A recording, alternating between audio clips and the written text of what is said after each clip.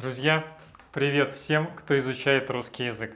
С вами снова Андрей с новым рассказом. Сегодня я прочитаю вам впечатление жителя Шпицбергена о жизни на этом уникальном северном острове. Итак, поехали. Уже 4-й год я живу на Шпицбергене и работаю гидом. Сейчас на судне норвежской компании. Раньше я много путешествовал автостопом. Со временем начал думать, что было бы неплохо совместить путешествие с работой. В интернете мне попалась информация о том, что можно поехать на Шпицберген, поработать в центре арктического туризма. Когда я посмотрел на карту, подумал: о, тут я еще не бывал. Написал письмо, мне ответили, завязался диалог. Меня взяли для начала барменом, а через пару месяцев я стал гидом. Шпицберген – северный архипелаг. Эти земли принадлежат Норвегии, но у них особый статус. Страна получила их в 1920 году по соглашению с еще 50 государствами. Все они имеют право вести на островах деятельность, а их граждане жить там. Население архипелага около 3000 человек. Национальный состав разнообразный, но больше всего норвежцев, русских и украинцев. Для жизни нужно знание английского языка. На нем здесь говорят все. Когда люди находят Шпицберген на карте, им становится страшно. Они видят, что он совсем рядом с Северным полюсом, 1300 километров, на краю Земли. За ним пустота. В реальности же там не так холодно, как обычно думают. Зимой температура опускается максимум до минус 25 градусов, а летом бывает 5-10 градусов тепла. Суровый северный климат смягчает теплое течение Гольфстрима.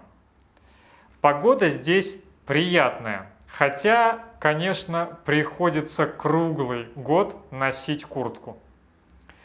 4 месяца в году на Шпицбергене полярная ночь и столько же полярный день. Нужно понимать, что это не как в Финляндии или на севере России. Здесь, если полярная ночь, значит ночь, солнца нет совсем. Если же полярный день, то оно светит круглосуточно. Дорог между населенными пунктами здесь нет. Зимой ездят на снегоходах, а летом туристов возят по морю. Есть специальные правила жизни на Шпицбергене. Первое. Здесь нельзя рождаться, болеть и умирать. Всех беременных со Шпицбергена отправляют на Большую Землю. Несмотря на то, что на островах чистый воздух, тут не хватает витаминов и не развита медицина. По этой причине ребенку и его маме лучше какое-то время пожить на материке. Болеть тоже не стоит. Если планируете переезд, заранее убедитесь в том, что здоровы. В Лонгере есть медпункт, но его возможности ограничены. Ассортимент лекарств, которые продаются на острове, небольшой. Есть только самые основные. Стоят они недешево. Например, парацетамол стоит 43 кроны или 344 рубля. В экстренных случаях вам помогут, перевезут на вертолете до Большой Земли. Умереть на Шпицбергене можно, но ваше тело тоже перевезут на Большую Землю. На архипелаге вечная мерзлота. Закопать тело в землю почти невозможно. Его постоянно будет выталкивать наверх, а там ходят медведи и могут его запросто съесть. Такое уже бывало. Второе. Нужно иметь ружье и знать правила поведения с дикими животными. Популяция белых медведей на Шпицбергене превышает численность населения.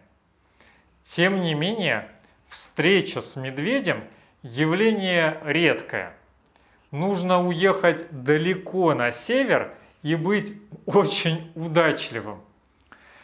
Закон архипелага обязывает всех, кто выходит за пределы населенных пунктов, иметь при себе ружье. Иначе можно получить штраф. Это правило безопасности на случай встречи с медведем. В Лонгере есть сервис по аренде ружей. Стоимость аренды примерно 1800 рублей в день. Стрелять из оружия научат на месте. Интересно, что много ружей на Шпицбергене осталось со времен Второй мировой войны. Здесь был оружейный склад, который норвежцы используют до сих пор. Поэтому туристам иногда выдают винтовки со свастикой. Если встреча с медведем – редкость, то олени и песцы приходят в город сами. Трогать песцов нельзя, они переносят инфекцию чумки. По этой же причине на островах нет котов. Они тоже подвержены этому заболеванию. Есть всего лишь один знаменитый кот Шпицбергена – рыжий Кеша. Его завезли русские, нелегально оформив на него лицензию песца. Одним словом, это собачий архипелаг. Третье. Пить можно в меру. Продажа крепкого алкоголя на Шпицбергене ограничена. Так сложилось исторически. Местным жителям выдается специальный документ – алкогольная карта. Кстати, она может быть удостоверением личности. В месяц человек может купить до 2 литров крепкого алкоголя или 4 литра крепленого вина. На вино обычной крепости ограничений нет. У туристов тоже есть квота на алкоголь. Можно купить до 1,5 литров крепленого вина, 24 банки пива. Четвертое. Нужно заботиться об экологии. На Шпицбергене все заботятся об экологии. Здесь нельзя кидать мусор, оставлять глубокие следы и ходить в неположенных местах. Иначе вечная мерзлота сохранит все это на долгие годы. Норвежцы сортируют мусор, бумагу, пластик, стекло и так далее. Это здорово, но иногда надоедает. Пятое. Нужно быть позитивным. Когда работаешь в туризме или путешествуешь, приходится общаться с огромным количеством людей. Нельзя быть злым или негативно настроенным. Норвежский город Лонгир – самый большой населенный пункт на архипелаге. Население здесь около 2500 человек. Это норвежцы, русские, поляки, немцы и много кто еще. В Баренцбурге около 450 человек. Большинство жителей архипелага – молодые люди до 30 лет, хотя есть и старше 40. Здесь нас немного, поэтому почти все друг друга знают. В таких обстоятельствах требуется самодисциплина. Нужно думать о своей репутации. Если она хорошая, это сильно помогает. К тебе начинают относиться доброжелательно. Криминала на Шпицбергене нет совсем. В 2017 году экстраординарным событием стала пьяная езда в Лонгире. А недавно произошло первое в истории архипелага ограбление банка. Уровень безопасности очень высокий. Сначала это даже кажется странным. Ты по привычке думаешь, что если где-то оставить свою вещь, ее могут украсть. А потом однажды забываешь ключи в машине, и ничего не происходит. Теряешь телефон в ресторане, его возмещают. Потом и дверь дома перестаешь закрывать. Так все делают. На улице можно оставить хоть что. Лыжи, снегоход, ключи. Там оно и будет лежать, пока не заберешь. Местные жители совершенно необычные. Все на одной волне. Никогда не говорят о политике и открыты для приключений. Большинству людей в мире вряд ли захочется переехать на Северный полюс, когда можно отправиться на теплый пляж. Шпицберген – место не для всех. Здесь себя найдут только те, кто по-настоящему полюбил Север. Если вам нравится сидеть дома и лежать на диване, то переезжать сюда нет смысла. Здесь люди настроены на то, чтобы изучать окружающий мир, пойти в горы, погулять с собакой в полях, сходить к водопадам, прокатиться по морю на корабле. Интересные встречи на Шпицбергене не редкость. В баре запросто можно познакомиться с капитаном судна, который позовет тебя покататься. Каких-то 5 минут, и приключение началось.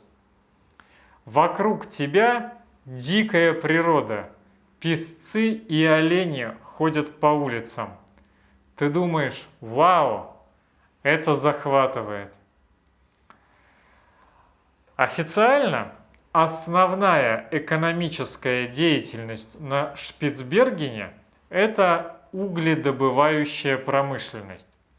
Но фактически добыча угля давно стала нерентабельной и почти не ведется. В норвежском городе Лонгирн осталось около 40 шахтеров. В русском Баренцбурге около 130. Перспективная же отрасль, которую стремятся развивать на Шпицбергене и норвежцы, и русские, это туризм. Интересного здесь много. Красивая арктическая природа, дикие животные, песцы, белые медведи, заброшенные поселки и романтика севера. Шпицберген – холодный край, но туризм здесь постепенно развивается. На остров приплывают огромные туристические суда. От 400 до 5000 человек на борту. Это, знаете ли, страшная штука. Туристы преобладают над местными жителями, и порой кажется, что мы в оккупации. В такие дни приходится закрывать дома, потому что случались курьезные истории. Мой товарищ, тоже гид, однажды, как обычно, пришел к себе домой, снял штаны, сел перед телевизором. Вдруг в комнату заходит группа людей и начинает все фотографировать. Он спрашивает, что происходит. Они отвечают: мы подумали, что это музей. И ушли. Иногда туристы не понимают, что в этом городе живут люди. В Лонгере работники отелей и гиды получают в среднем 25-30 тысяч крон в месяц, 200-240 тысяч рублей. В российском Баренцбурге зарплаты ниже. Там можно зарабатывать до 50 тысяч рублей в месяц. Стоимость относительно комфортного жилья начинается примерно с 6 тысяч крон в месяц, порядка 48 тысяч рублей. Иногда находятся более дешевые варианты, но в этом случае вы будете жить с другими людьми. Я одно время жил с 6 гидами. У каждого была своя комната, а кухня, столовая и душевая общие. Такое жилье стоит 4500 крон в месяц, 36 тысяч рублей. Жить в компании весело, ребята интересные. Мы общались, смотрели фильмы и жарили барбекю на заднем дворе. Туризм дает массу возможностей встретить интересных людей. Я, например, как-то познакомился с пожилой женщиной, которая живет на круизном судне. Оно называется The World. Каждый турист на нем имеет свои апартаменты. Все они обеспеченные люди. Их средний возраст 65 лет. Судно постоянно путешествует по разным направлениям, а они на нем живут. Я бы тоже хотел так интересно жить, но это потом, когда я состарюсь. Друзья, вот такие впечатления у нашего сегодняшнего героя. Если вы живете в северных регионах, где год делится на полярную ночь и полярный день, напишите в комментариях, как такое природное расписание влияет на вашу жизнь. А у меня на сегодня все. Спасибо, что смотрели это видео. До встречи в следующих выпусках. Огромной вам удачи и пока!